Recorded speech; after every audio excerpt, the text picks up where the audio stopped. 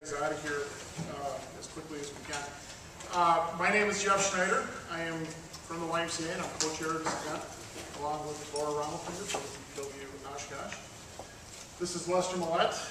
Many of you may remember him. He's our chief head marshal, whatever you want to call him. And also one of the organizers of this event. And in the back, the woman who's taping everything, Kate Unger, who's also on the organizing committee, and Kate's in charge of all of our marketing and great posters and banners, everything you see in the paper. Does a great job in her time video camera. Thank you all for coming tonight, and more importantly, thank you for signing up for the Dragonboat Festival. I really appreciate your participation in this. I know a lot of you are returning teams, and I hope you come back because it's fun, and I hope you come back because it's for a good cause.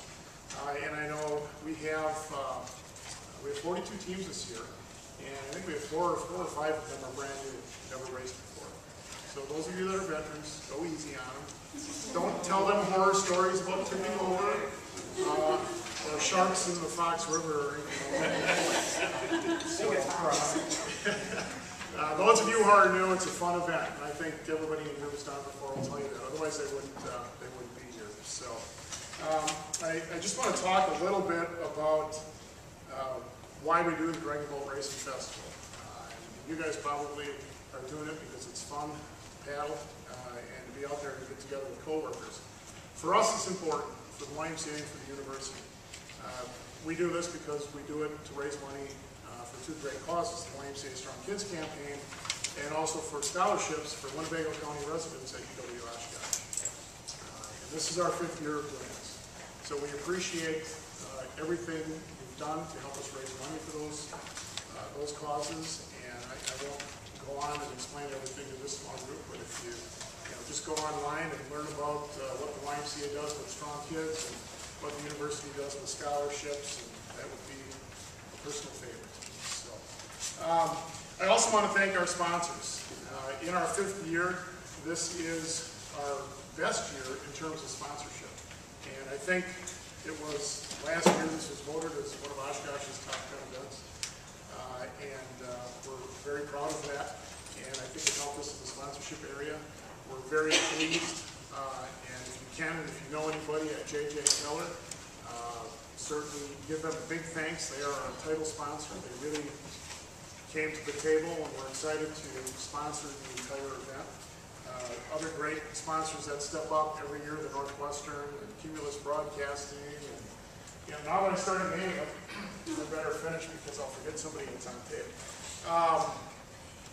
Core Imprint, Radke Contractors, Lakeside Marine, Castle Pierce, McClone Insurance, Fox Graphics, Sodexo, Cellcom, U.S. Bank, Associated Bank. The list goes on. And if you see anybody or know anybody that works for the sponsors, thank them. This event would be not possible without their support. So, just a couple of things in terms of logistics. Those of you who have been through this before know that when you first get to the leach and get there early on Saturday, get to the registration tent, you need to get every single person on your team to the registration tent. That tent, things are a little different this year, that tent will be inside the leach this year, right inside the main gate. And you can see that on the maps we put in your packets. Your team members will need to come. They will be asked if they signed a waiver. We will have a list, so they can't lie.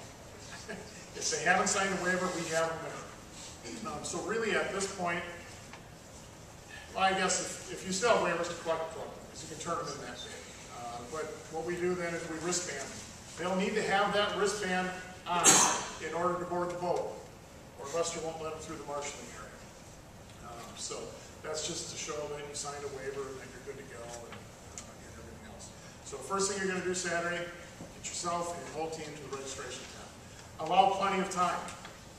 Everybody, all 42 teams race between 9 a.m. and basically 10 a.m. all the first races occur. So we're talking 1,000 people that need to get wristbanded before they race. So allow plenty of time to get there and get your wristbands. Your team tents on the map. Just get there, find your team tent. Hopefully, I think this the first year we got maps out nice and early. So you should be able to find your team tent. If you're bringing in tables and chairs, feel free to do that. You can, if you want to, bring them on Friday while we're setting up. Later in the day, if your tent's up and you want to bring tables and chairs in there, you're welcome to bring them down to the beach on Friday. I just ask that you try and do that before 5 p.m. And also remember that even though we have a lot of stuff set up and we do have security that night, we won't be responsible for your personal items that you would put in the tent should a storm blow through and tents blow away and tables and chairs and things. But you're welcome to bring stuff Friday if you want. Sometimes that's a little easier because you don't have to park 10 blocks away. You can drop it off and get it in. Trying to think what else, Lester. Lester's going to talk about the race, the format, the schedule. Probably the biggest question we have, and I'll touch on that. Riverside Park's under construction. If you haven't seen it, it's all torn up. You will still board the boats in the same area.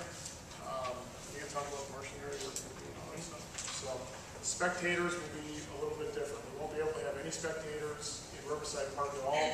You will, all spectators, if you've got family, friends, co-workers coming, they'll need to be inside the leach up on the hill or on the boardwalk behind the leach, which actually we feel, since we changed things up, may be a little bit better doing for them anyways. So just remember, the only people allowed, it is a construction zone that you're going to have to go through. We are responsible for that. Everybody needs to wear hard hats. No. Steel-toed shoes, hard hats, and life jackets. When you get in, just follow the gravel path, stick to the gravel path, don't go play on the diggers and other things that are there. And no family members, and certainly no kids allowed in the construction area. So, okay. I wasn't listening faithfully. Are we going to be paddling like the same direction up current? Or did you say we're paddling? No, we expect your times to improve this year. Unless there's a strong headwind coming the other way. You're going to be paddling towards Lake Winnebago. Oh, really? This year. We switched the course around just simply because the bulk of the spectators generally congregate near the finish line. And since we can't use Riverside Park this year, we flipped it primarily for, not so that you guys could paddle easier. We wanted you to work hard, but just so that spectators can see the finish line easier. And honestly, now that we've done that and we've looked at it, we think it might be a lot better viewing anyways for the community, because really if you go up on the hill inside the leach, which is a more festive area, if you've got the music and the athletes village and everything, but if you're up on that hill, you see the entire course and the finish line is right smack behind the leach. So I think it'll be a little bit nicer. Friday night, you want us to have out like our folding tables and chairs in before 5? If you want to, otherwise just bring them Saturday. Okay, well I prefer to bring them Friday. Yeah, you can bring them Friday. We will be there in the morning setting up tents. I would think the tents would be set up, God, I hope the tents are set up by just after lunchtime.